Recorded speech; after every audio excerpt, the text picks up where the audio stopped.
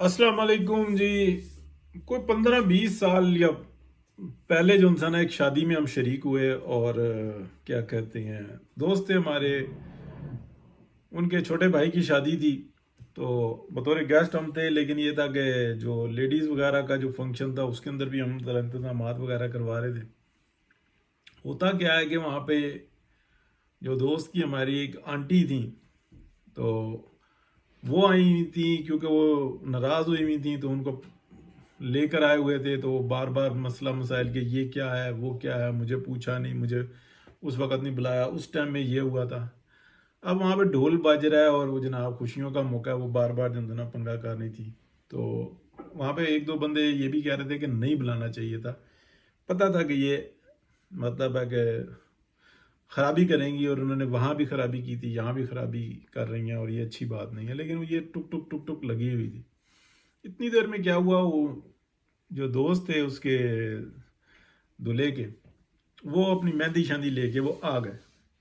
और जैसे ही लेके आए मेहंदी और उसको जनाब कुर्सी पे बिठाया और डांस शांस शुरू किया, तो उस आंटी की गैरत ने ना जोश मार दिया, और वो उठी और उन्होंने एक के जो डांस करने वाला था थप्पड़ रखा, दूसरे के मारने की कोशिश की, वो आगे पीछे भागा और पूरे महफिल ने बचाया। और जो दूल्हा था उसको जफ्फा डाल रही है कि क्या बेड़ा गर्क कर रहे हो मेरे पुत्र दा, किसी की जरूरत है कि इनू हथ लावे की सुटते पे ने दे, छो परे बगैर तो नाचो इतों।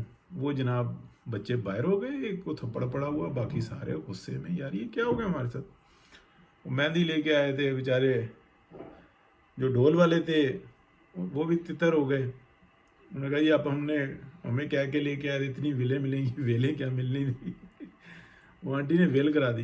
पूरा खानदान उनके पैर पकड़े, हाथ जोड़े कि ये बच्चों का फंक्शन है, सब रंग में भंग पड़ गया, ना करो ऐसे, अल्लाह का वास्ता है, फलाना फलाना।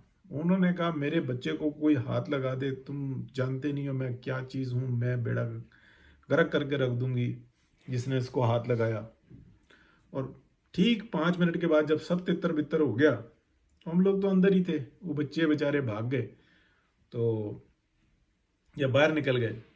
तो आंटी जनाब फिर जाके वहाँ पे रुस के बैठ गई, और बच्चा जो था ना वो हाथ जोड़ने के लिए बाहर भागा। कहने या बताने का मतलब यह है कि ये फसादी दिमाग होते हैं। ठीक है। अब मैं दूसरी बात बताने लगा हूँ कि रिसर्च करते रहते हैं, तो मैंने एक वो जगह पे पढ़ा कि ये डाइन क्या होती है, जिनको मार दिया जाता था। तो वो पुराने ज़माने में ना ब्लड प्रेशर के या कुछ ऐसे इश्यूज हो जाते थे, और पता होता तो नहीं था कि इसको ब्लड प्रेशर है या कुछ एंजाइटी के प्रॉब्लम्स हैं। उसका काम भी यही होता था कि हर जगह पे पंगा, हर बात के अंदर उंगली, हर मामले के अंदर ना फसाद फितना। उसका इलाज उस वक्त में कोई नहीं होता था। आजकल तो पता लग जाता है, डॉक्टर बता देता है कि भाई इसको तो एक्चुअली ब्लड प्रेशर है, हाई ब्लड प्रेशर है, और उसको तो मतलब इसका इलाज करवाओ, उसको गोलियां खिलाओ, उसको नॉर्मल रहेगी। प्लस उसको थोड़ा सी जो है ना साइकोलॉजिस्ट से या साइकाट्रिस्ट से जो है ना रुजू करो, तो ठीक हो जाता है मामला।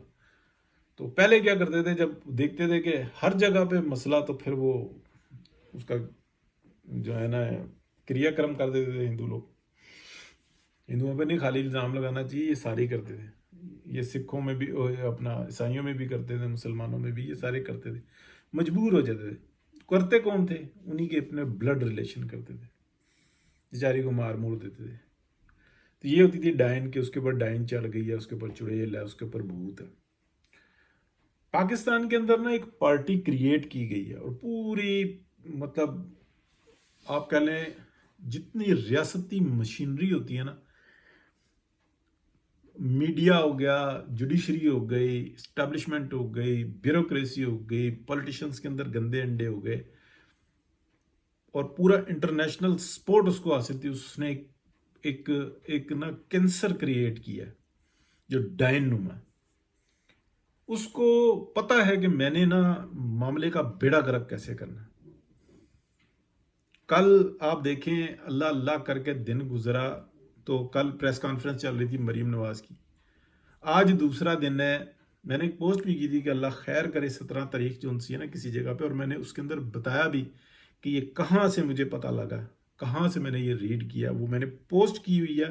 آپ دیکھیں آج صبح کی جو ہے نا پوسٹ ہے، ٹھیک ہے نا، ایک پکچر ہے اور اس کے اوپر میں نے لکھا ہوا ہے آج 17 تاریخ ہے.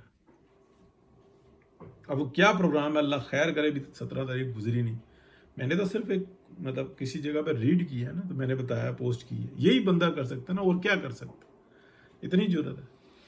تو آپ یہ دیکھیں کہ ابھی اس کے اثرات، اس کے اوپر پروگرامز ہونے، اس کے اوپر ڈیبیٹ ہونی، پورا پاکستان کا میڈیا اٹھائے، پورے پاکستان کے جو لوگ ہیں وہ دنیا کے میڈیا کو انٹرویوز دے رہے ہوں کہ یہاں پہ اتنا بڑا سیمینار ہوا ہے، فلانا آیا تھا، رشیا سے یہ معاہدے ہوئے ہیں، انڈیا سے یہ بات چلی ہے، چائنیز نے ہمارے ساتھ یہ نئے پروجیکٹس پہ سائن کیے ہیں اور ہم اس طریقے سے چلنے لگے ہیں. اور وہ فلیش ہو خوشی کی خبر، اور اس کے اوپر جو ہے نا پوری دنیا میں جو ہے نا اچھی خبر جائے. آپ یہ دیکھیں کہ یہ جو کینسر خود کریٹ کیا تھا، ایک فیض حمید کو پکڑنے سے کچھ بھی نہیں ہونا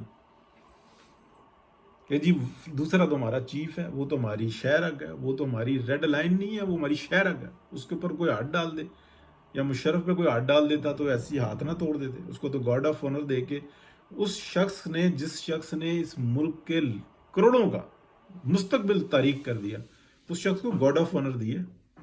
مردود مشرف کو کس نے دیا، کس زور کے ساتھ دیا؟ اور دوسرے کے بارے میں بھی یہی کہتے ہیں. اور اگر 2-4 کو پھانسی بھی دے دیں گے تو کیا ان کا مال واپس ہوا ہے؟ باقیوں نے کوئی اصلاح کی؟ یہ تکلیف ہے جو میں بار بار بیان کرتا ہوں. لوگ کہتے ہیں کہ یار یہ غلط ہے. عمران شفقت بھی یہی بات کرتا ہے، اور شاہ صاحب بھی یہی بات کرتے ہیں، طلعت حسین شاہ صاحب. باقی سب بھی جو ہے نا جو محب وطن ہے وہ یہی بات کرتے ہیں کہ یار یہ کوئی طریقہ کار نہیں.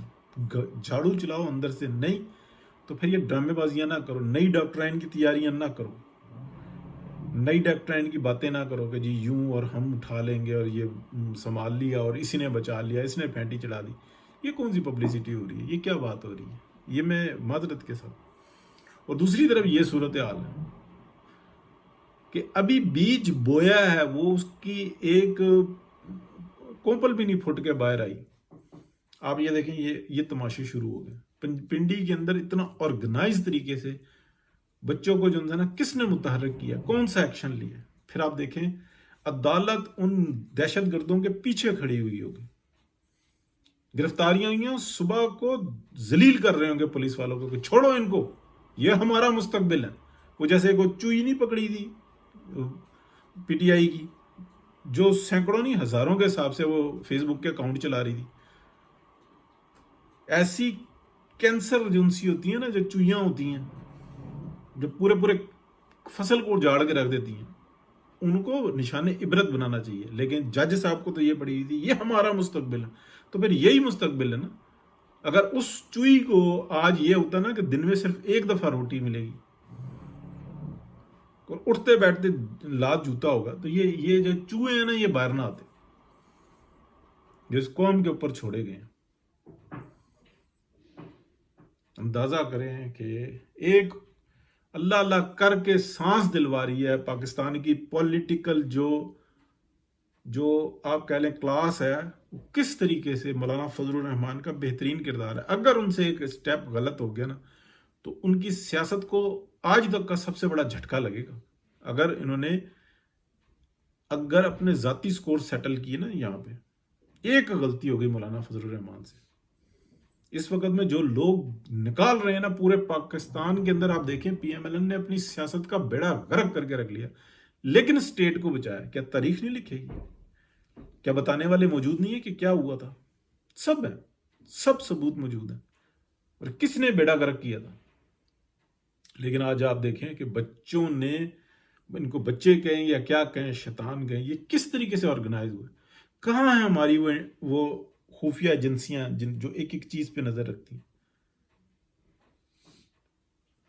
پھر بات نکلے گی تو پھر دور تلک جائے گی. 9 مئی سے پہلے بھی تو وہ ایسے ہی گروپوں میں سب آرگنائز ہو رہا تھا نا.